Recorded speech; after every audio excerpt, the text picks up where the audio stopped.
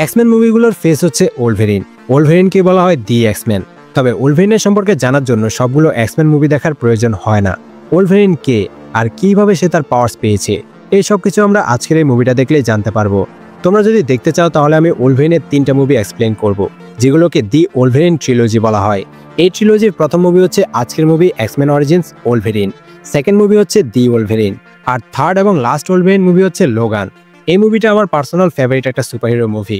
বলতে গেলে পুরো ওলভেরিন ট্রিলজিটাই অনেক ভালো মানের মুভি। আশা করি তোমাদেরও ভালো লাগবে। তো আর কথা না বাড়িয়ে চলো শুরু করি X Men Origins Wolverine movie explain. So hello everyone, welcome to Faraz Fiction. আমি ফরাদ আছি তোমাদের সাথে।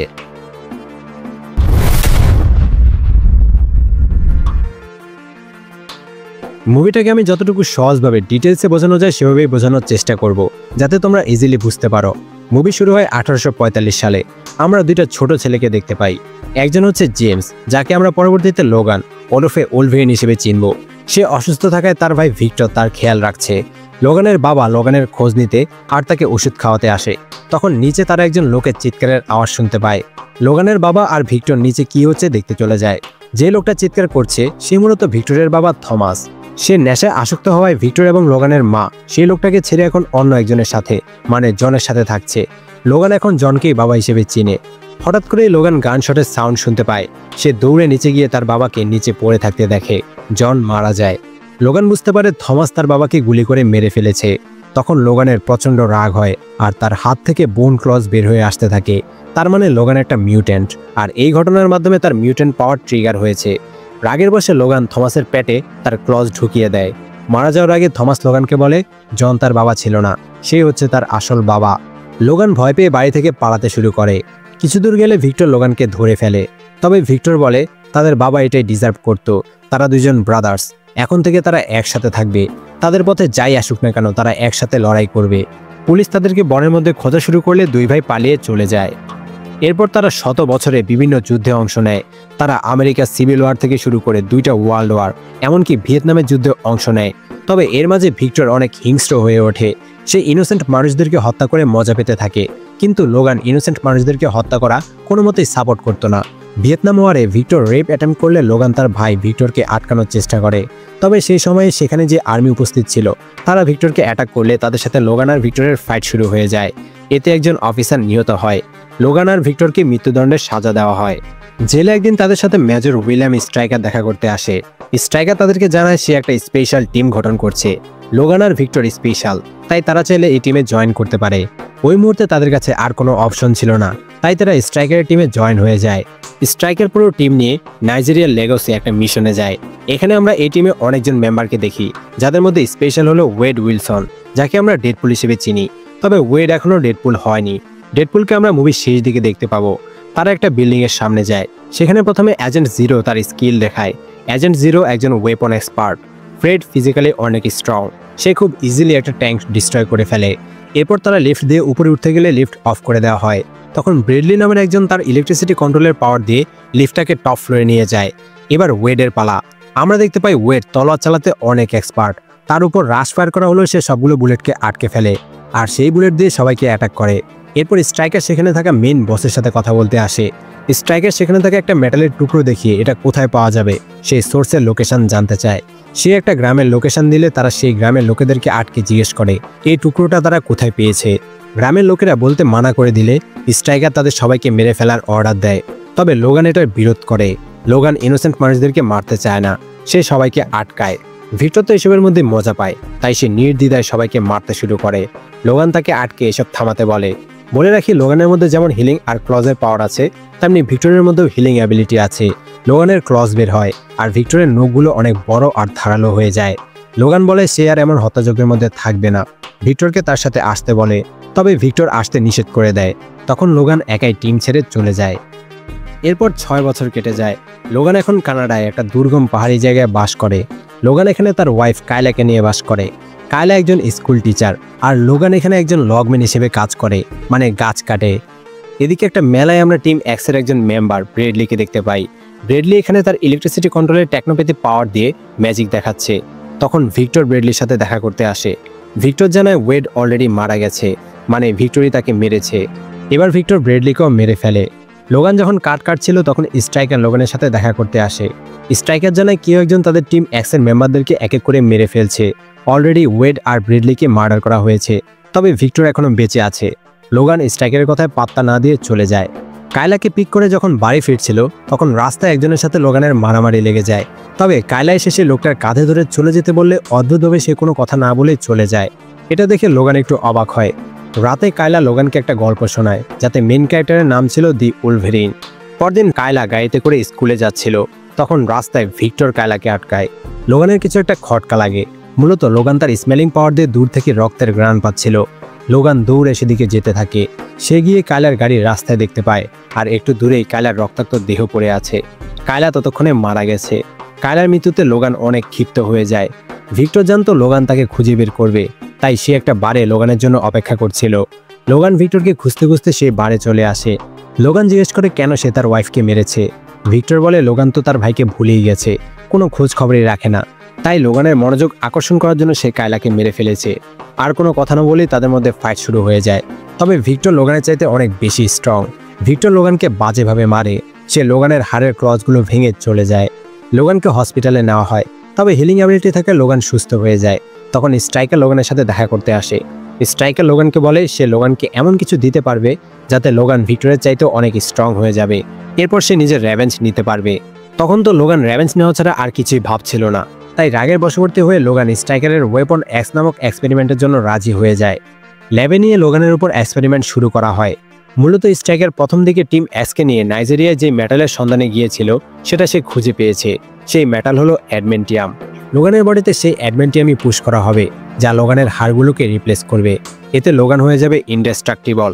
শুরু করার আগে স্ট্রাইকার লোগানকে একটা নতুন নাম সিলেক্ট করতে বলে। কায়লার বলা গল্পের সেই ক্যারেক্টার দি ওলভেরিনের নাম অনুযায়ী সে নিজের নাম দেয় ওলভেরিন। এক্সপেরিমেন্ট শুরু করা হয়, যাতে লোগান অসহ্যকর ব্যথা পেতে থাকে। এত পরিমাণ পেইন লোগান ছাড়া আর কারো পক্ষে সহ্য করা সম্ভব হতো না। তবে একসময় লোগানের হার্টবিট বন্ধ হয়ে যায়। সবাই ভাবে লোগান মারা গেছে। তবে কিছুক্ষণের মধ্যে লোগানের হার্টবিট আবারও ফিরে আসে, মানে এক্সপেরিমেন্ট সাকসেসফুল হয়েছে। এজেন্ট 0 জিজ্ঞেস করে লোগানকে আইল্যান্ডে নিয়ে যাওয়া হবে কিনা। স্ট্রাইকার বলে লোগানের ডিএনএ ওয়েপন 11-এর উপর প্রয়োগ করা হবে।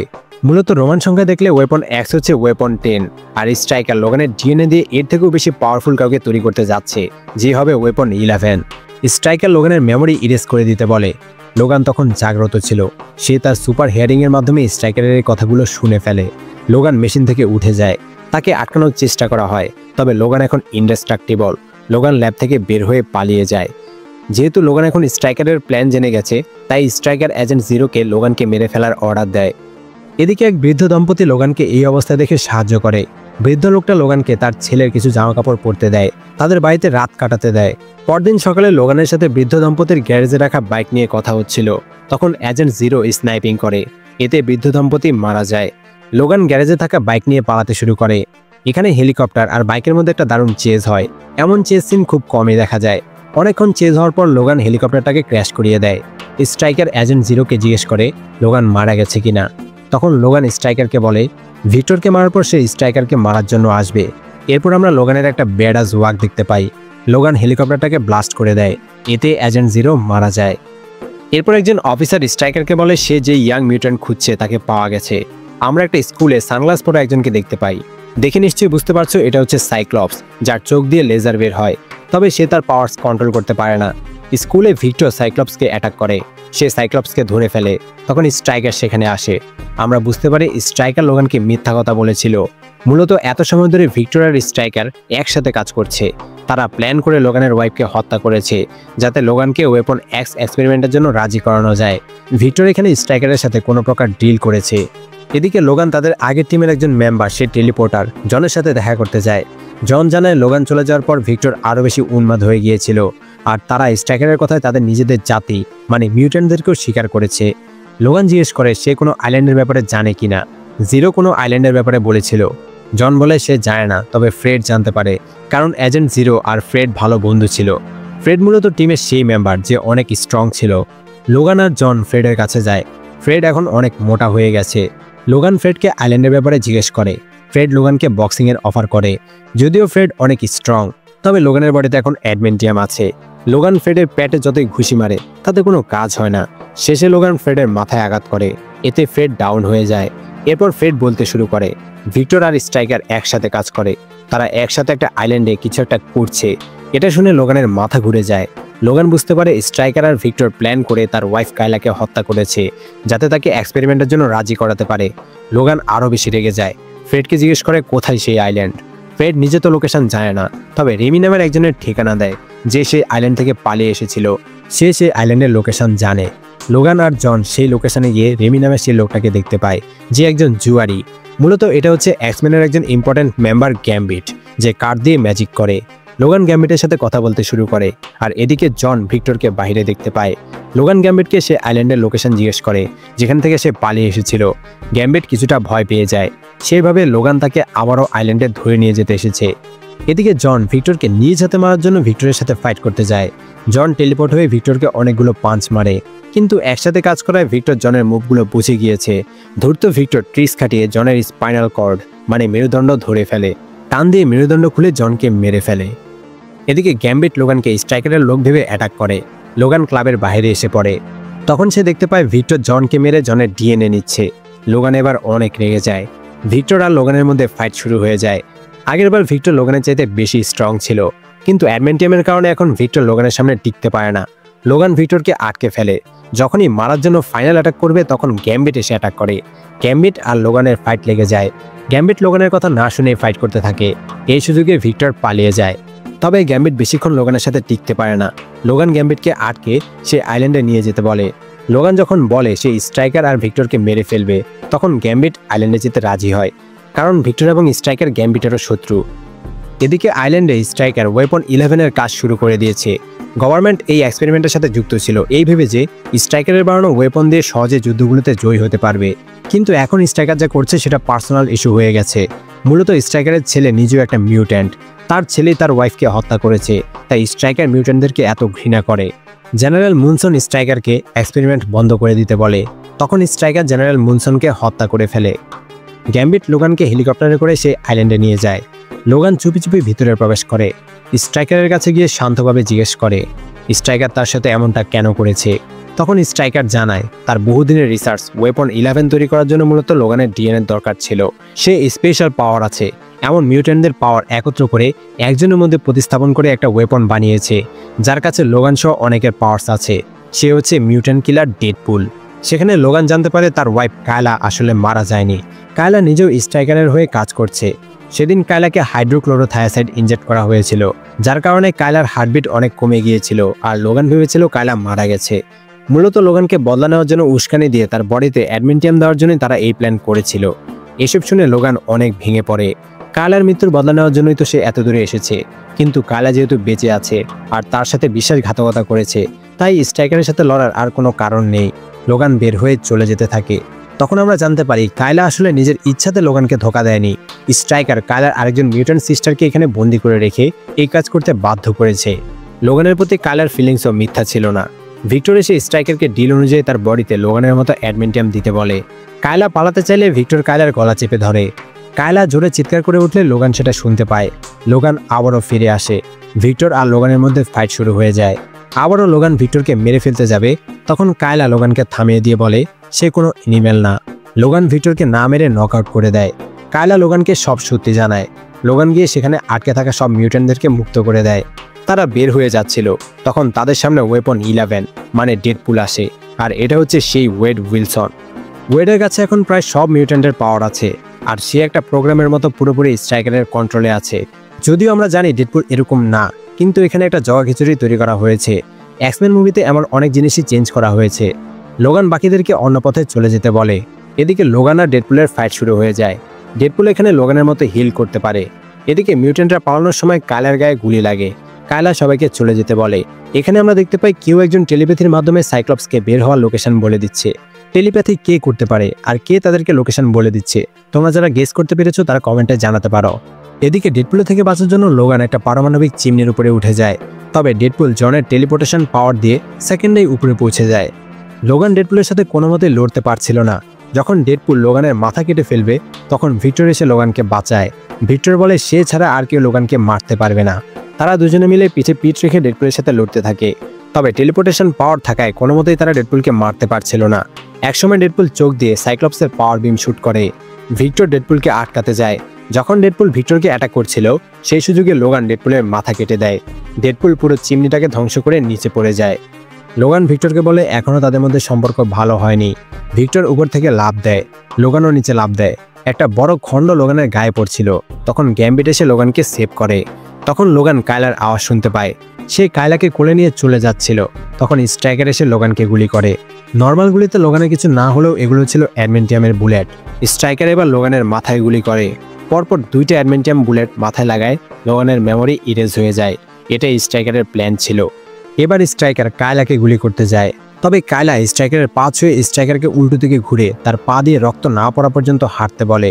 কায়লার মাইন্ড কন্ট্রোল পাওয়ারের কারণে স্ট্রাইকার হাঁটতে হাঁটতে চলে যায়। লোগানের যখন সেন্স ফিরে আসে তখন সে নিজেকে চিনতে পারে না। গ্যাম্বিট লোগানকে নিয়ে যেতে আসলে সে গ্যাম্বিটকেও চিনতে পারে না। গ্যাম্বিট জানায় তার নাম হচ্ছে লোগান। লোগান পাশে মৃত কায়লাকে দেখতে পায়। তবে স্মৃতি মুছে যাওয়ায় সে কায়লাকে চিনতে পারে না। পুলিশ চলে আসে। গ্যাম্বিট লোগানকে তার সাথে যেতে বলে। লোগান বলে সে নিজের রাস্তা নিজেই খুঁজে নেবে। গ্যাম্বিট লোগানকে বিদায় জানিয়ে চলে যায়। এদিকে প্রফেসর এক্সেভিয়ার হেলিকপ্টার নিয়ে মিউট্যান্টদেরকে উদ্ধার করতে আসে। মূলত প্রফেসরের সাইক্লপসকে টেলিপ্যাথি করে রাস্তা দেখিয়ে বের করে এনেছে। আমরা জানি প্রফেসর একটা মিউট্যান্ট স্কুল চালায়। উদ্ধার করে তাদেরকে সেই স্কুলে নেওয়ার জন্য প্রফেসর এখানে এসেছে। মিড ক্রেডিট সিনে দেখানো হয় স্ট্রাইকার হেঁটে চলেছে আর তার পা দিয়ে রক্ত ঝরছে। আর্মি এসে স্ট্রাইকারকে জেনারেল মুনসনকে হত্যা করার দায়ে অ্যারেস্ট করে নিয়ে যায়। পোস্ট ক্রেডিট সিনে আমরা দেখতে পাই ডেডপুলের বডি তার মাথার কাছে আসে। ডেডপুল আবারও চোখ মেলে তাকায়। মুভি এখানেই শেষ হয়। তো কেমন লাগলো ওলভেরিনের এই মুভিটা অবশ্যই কমেন্টে জানাবে। ওলভেরিন ট্রিলজির পরবর্তী 2টা মুভি দেখতে চাও কিনা সেটাও কমেন্টে জানিও। মাত্র 200 লাইকের টার্গেট রাখছি। যত দ্রুত এই ভিডিওতে 200 লাইক পূরণ করে দিবে তত দ্রুত আমি সেকেন্ড পার্ট নিয়ে চলে আসবো। সো এক্সপ্লেন ভালো লাগলে অবশ্যই লাইক কমেন্ট এন্ড শেয়ার করে দিও। আর এরকম আরও এক্সপ্লেন পেতে অবশ্যই সাবস্ক্রাইব করে বেল আইকন বাজিয়ে দিও। Bye bye.